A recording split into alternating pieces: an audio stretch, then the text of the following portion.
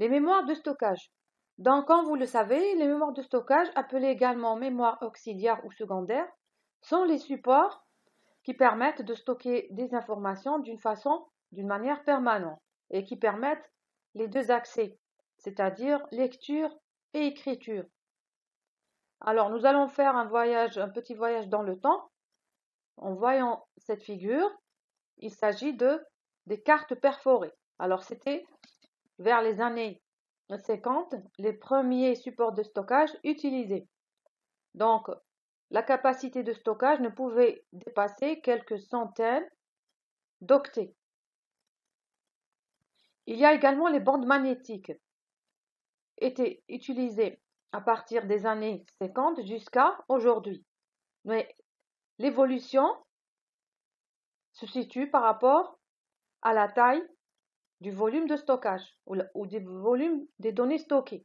Donc, cela a évolué d'une centaine de kilooctets jusqu'à quelques téraoctets aujourd'hui. Donc, les bandes magnétiques sont utilisées actuellement.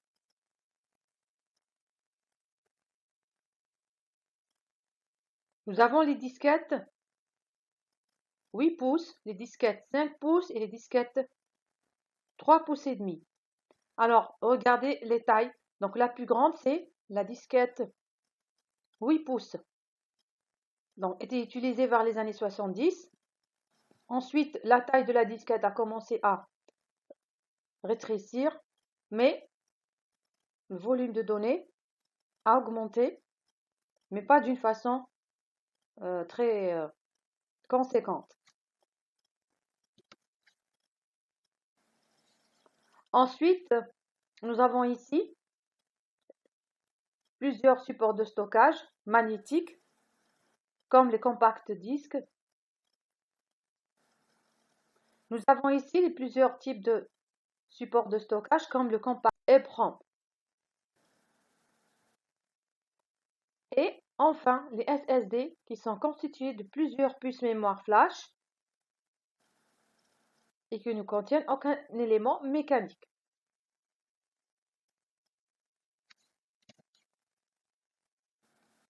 Donc, après avoir vu les différents types de mémoire, donc nous allons récapituler ça en mettant l'accent sur la notion de hiérarchie mémoire. Donc, l'hiérarchie mémoire se situe par rapport à deux éléments principaux, la taille de la mémoire et la vitesse d'accès. Donc, une mémoire idéale, c'est-à-dire parfaite, serait celle qui aurait une grande capacité et ayant un temps d'accès très faible. Alors, lorsque nous allons voir cette hiérarchie, nous allons constater que plus les mémoires sont de grande capacité et plus le temps d'accès augmente. Nous savons que la vitesse d'accès à la mémoire conditionne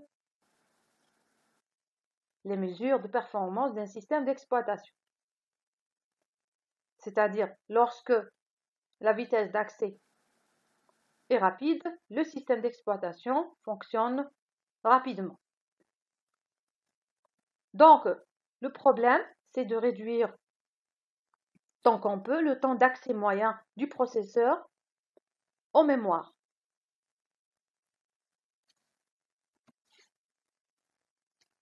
Nous avons ici la notion de hiérarchie mémoire, qui est représentée par ce cône. Alors, nous avons trois critères très importants, qui sont la capacité, la vitesse d'accès et le coût, c'est-à-dire le prix de revient.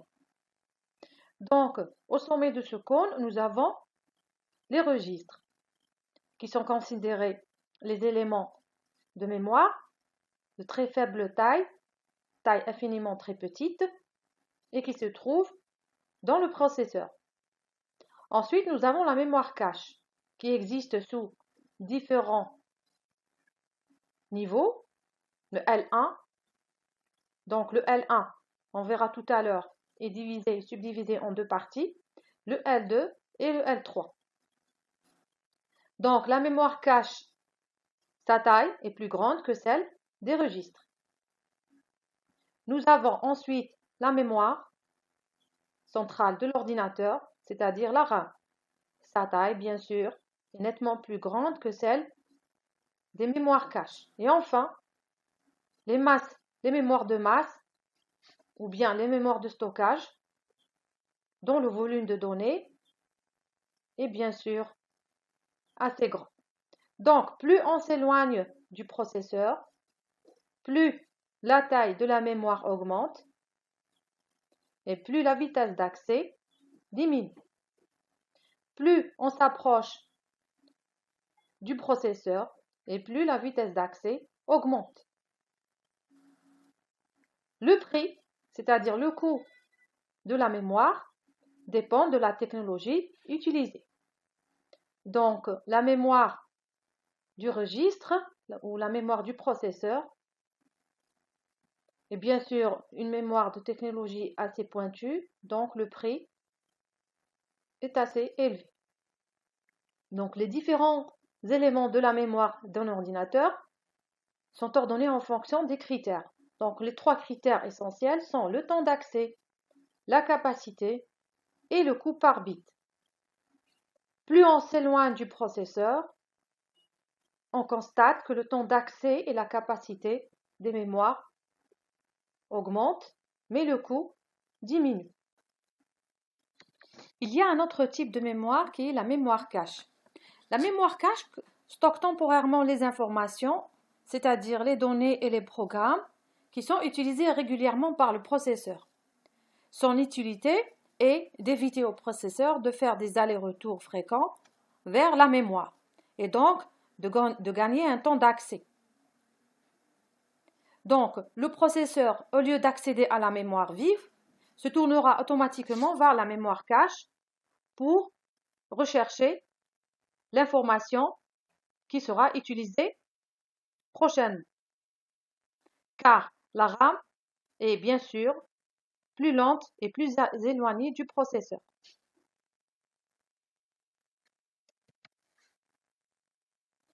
Il y a différents niveaux de mémoire cache. Sur tous les processeurs récents, il existe 3 types de mémoire cache. La L1, la L2 et la L3. La quantité de mémoire du cache L3 varie d'un processeur à un autre. Par contre, la quantité de mémoire L1 et L2 est identique dans tous les processeurs. Quelle est la différence entre ces 3 niveaux? Alors, le cache L1 a une taille très petite qui se rapproche de celle des mémoires registres et donc son accès est plus rapide que par rapport au cache de niveau 2 et de niveau 3. Nous pouvons dire ou nous pouvons comparer le cache L1 au registre du processeur. Le L1 ne contient que les données et les instructions absolument nécessaires au programme en cours d'exécution, c'est-à-dire ce cache contient les données qui seront utilisées à l'instant prochain. Le cache L2, sa taille est plus grande que celle de L1 et son accès, bien sûr, est moins rapide que par rapport au premier. Son rôle est de stocker les données et les instructions qui seront utilisées prochainement ou qui risquent d'être utilisées prochainement. Le cache L3, sa taille est plus grande que celle de L2. Le cache L3 se trouve sur la carte mère, donc plus éloigné que le processeur, et donc son accès est relativement plus lent.